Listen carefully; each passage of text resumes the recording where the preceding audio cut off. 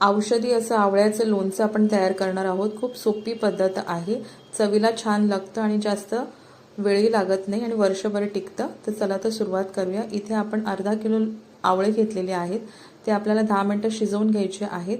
10 मिनिटं शिजल्यानंतर पंख्याखाली आपल्याला तुकडे करून तासभर ठेवायचा आहे पाणी निथळायला। तुम्ही उन्हाखाली पण ठेवू शकतात।